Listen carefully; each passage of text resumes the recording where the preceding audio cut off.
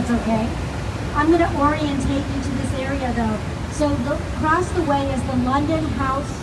It's the London Guarantee and Accident Building. That building was built in 1923. The style is French Art Beaux, right? So that's the style. On top, you can see the beautiful ornate ornamentation. So typically when you have these French Beaux Art type of building, you have Greek and maybe even Roman influence throughout the building. Ornamentation on the top and on the bottom. Alfred Alschuler is the architect.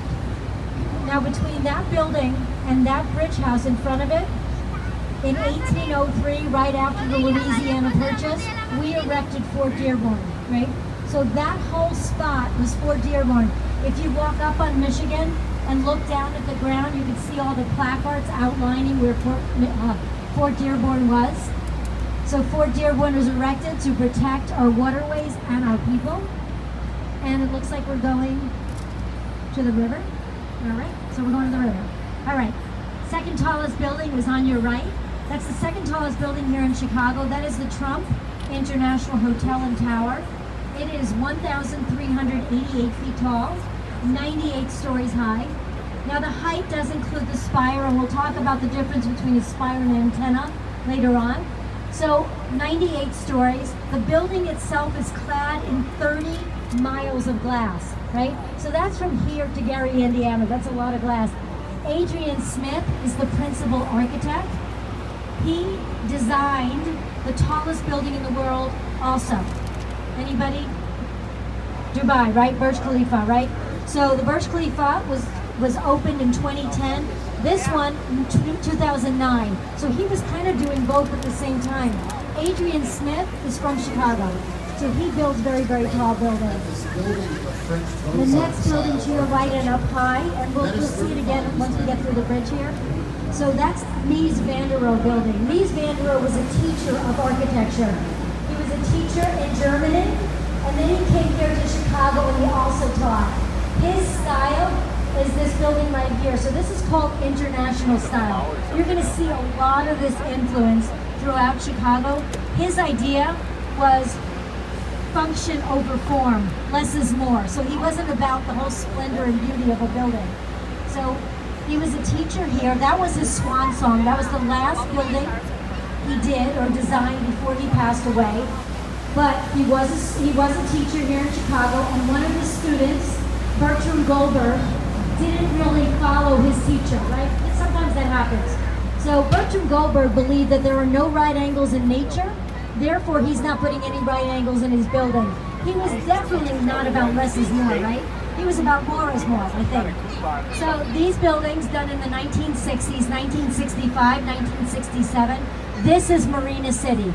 Sometimes you'll hear them called the Corncob Towers, probably the most photographed buildings here in Chicago. This is Marina Tower West, Marina Tower East. Now Bertram Goldberg, way ahead of his time. So his thought was, if he could build a building that had everything inside, that people that worked in the city would want to come live in, that maybe the city would thrive more. So that was the first city in a city. Countries and cities all followed through. So in that building, everything. You saw the marina, right? You saw the parking lot as we passed. What you can't see is the ice skating rink, the bowling alley, the swimming pool, the grocery store, the laundry, the restaurants, I mean, everything. So, I mean, obviously countries and cities have followed suit. We have a lot of cities within the city now here in Chicago. 1914, this is an industrial warehouse. So in 1914, that's all you saw up and down our river were these industrial warehouses.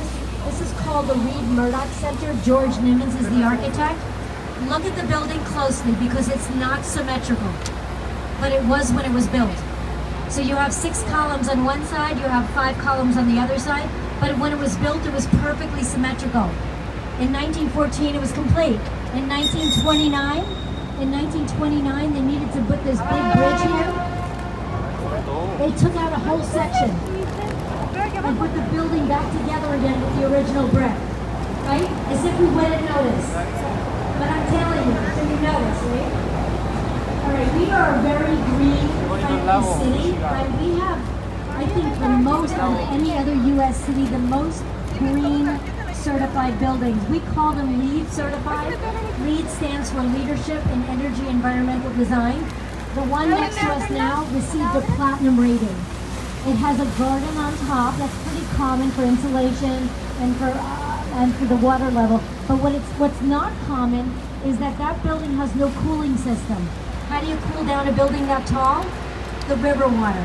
So river water's pumped up through that building, goes back down into the river cleaner than when it came in. The Merchandise Mart, 1931, Graham Anderson, Probst and White. This is a gigantic Art Deco building, right?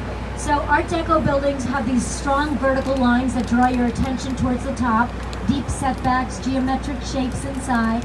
The building, 5 acres big, 4 million square feet, right? This is the second largest of this type of construction in the United States, second only to the Pentagon. So it was completed in 1931. It was supposed to be to consolidate 14 Marshall Field's warehouses into one building. Marshall Field's later became Macy's, but then the Great Depression happened, right? So nothing happened. Kennedy's ended up buying this building in the 1940s for about $13 million. Sold it in the 1990s for $575 million. Quite a profit, right? Where we're going into now, this area is called Wolf Point. Wolf Point in 1833 was downtown Chicago. So we had a tavern on each end. We had a hotel, we had a drugstore, we had a little bit of everything. All 300 people that lived here would socialize here. This was downtown. We're now 190 years later, almost fully developed. I'm going to have you look straight ahead at that building with a beautiful arc. That's called River Point, built over railroad tracks. So in order to get the steel support columns around the tracks, they bent the steel support columns into the bedrock. That's what created that beautiful arch. Now look next to it. So look to the left of there. So that building is just kind of amazing. It's built on a 40-foot platform, right? The base is only 40 feet. It goes out 120 feet and then up 54 stories high. It's crazy. So Gesh and Partners did that one. That's also built over railroad tracks, and that's a really busy section of railroad tracks. In order to keep that building from not swaying too much, there is what they call a mass water dam system up on top. So up on top are 160,000 gallons of water. They're in tanks, and by computer they move to where it needs to go so that nobody feels any sway. We have another like that, but it's even more incredible. I'll show you as we get down. So the Nubian building, the one that kind of conforms to the land, that type of architecture is called contextualism. When you see a building that bends with the surrounds, that's typically contextualism. The awnings underneath our bridges, they're called eyelashes. That's the architectural term. And now look up to your right, all the way up high. Cone, Pedersen, and Cox, the inspiration were our 37 bridges on the river. So in top you can see that they built a bridge, and then those two towers represent our bridge houses next to our bridges. Now look down. See that gray box? That box has 34 digital cameras inside. Every night in the summer at 9 o'clock and 9:30, so tonight, right, every night, 9 and 9:30, we display the world's largest digital show onto the merchandise mart, onto that 2.5 acre canvas. So if you're here tonight, come on down. This area is called the Cove. It's all free. You can hear the music. Now you can see it from other spots, right? Because it's quite large. It's a big building. But you can only hear the music if you're down below here. Now look over to your right. All right. So that's called the Builders Building. That's another one of those buildings I want you to look at, because that building is built 60 years apart.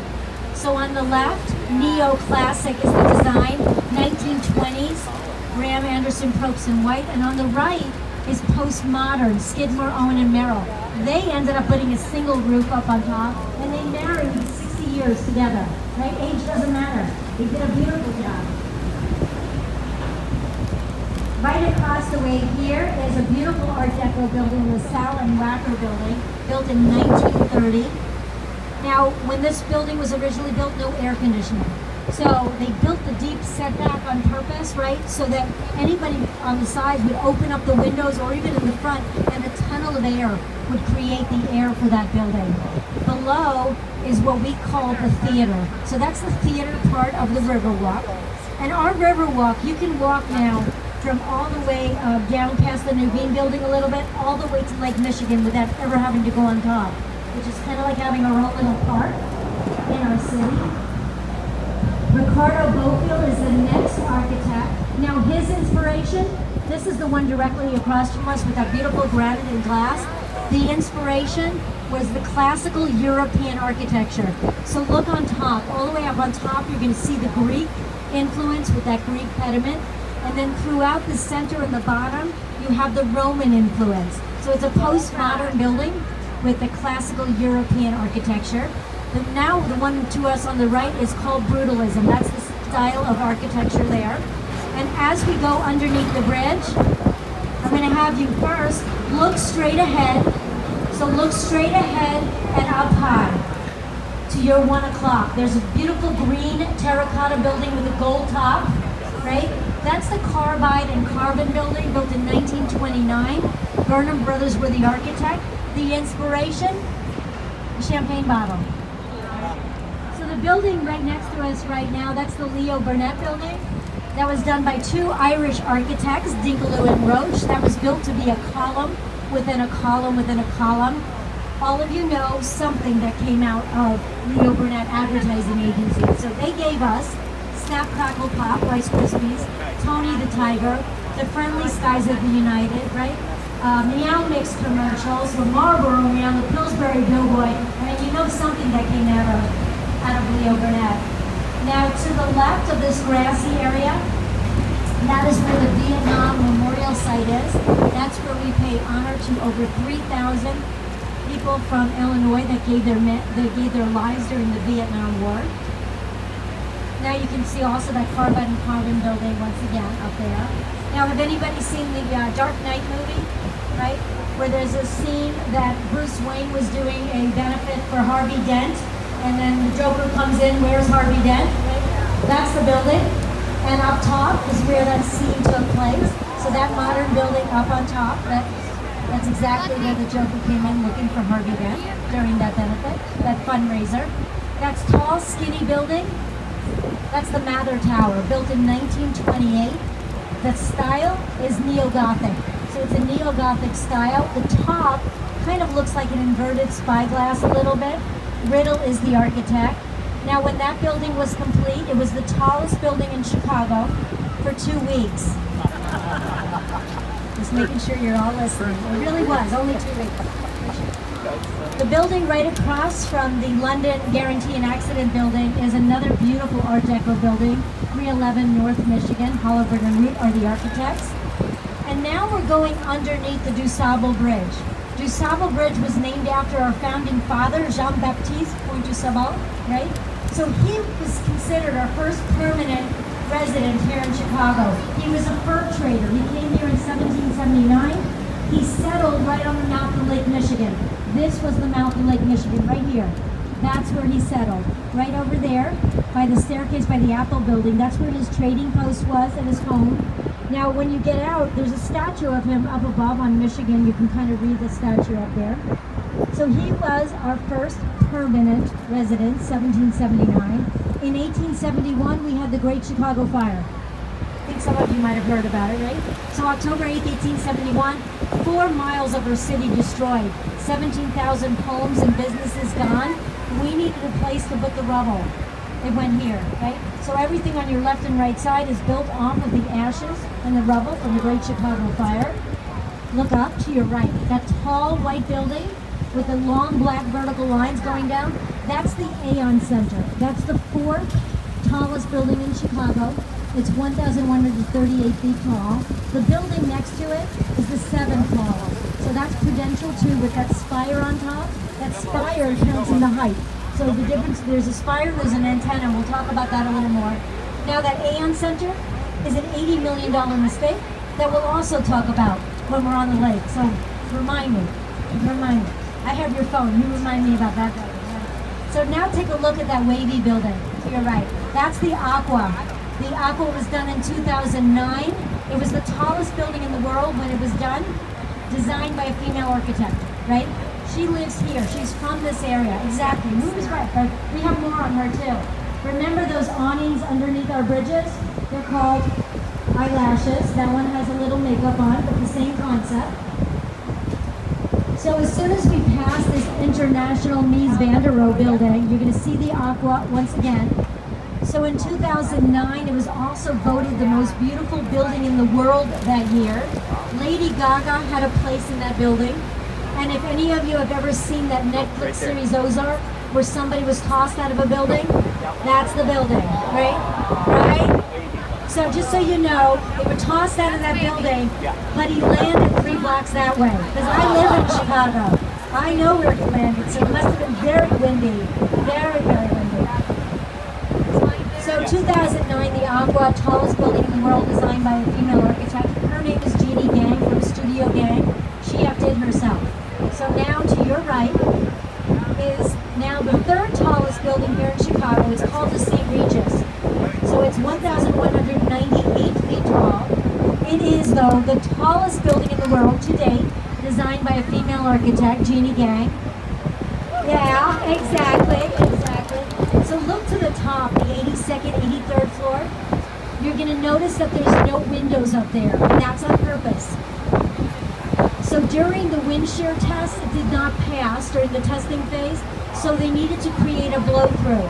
So now wind blows through that building rather than just pounding on it. She chose 8 shades of blue glass, and that was chosen on purpose to reflect the shades of our lake. So when we get out to the lake, you're going to see all those beautiful blue shades of glass. The bottom part is all the hotel. The top are all the residences. And the second stack, the top 2 floors, purchased by one family, $18 million. You know, some of you guys were thinking about it, like, I wonder how much I would like to live there, right? So $18 million. I'm going to tell you one more thing about that building when I tell you about the $80 million mistake. So now you have 2 things to remind me, right? All right, pressure, exactly. All right, so take a look at our river color.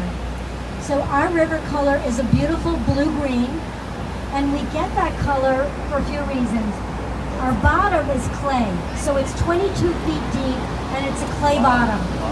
We have glacier water coming in from Lake Michigan, right?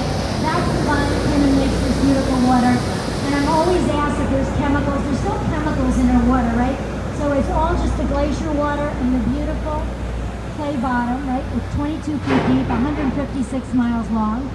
In the 1800s, though, our water looked nothing like this, right? People in the 1800s that moved here to Chicago, that built up Chicago, had absolutely no respect for the water, right? So everything that you could toss out went into the water. It did not matter if it was human waste, animal waste, the debris from the fire, pollutants, it didn't matter. Everything tossed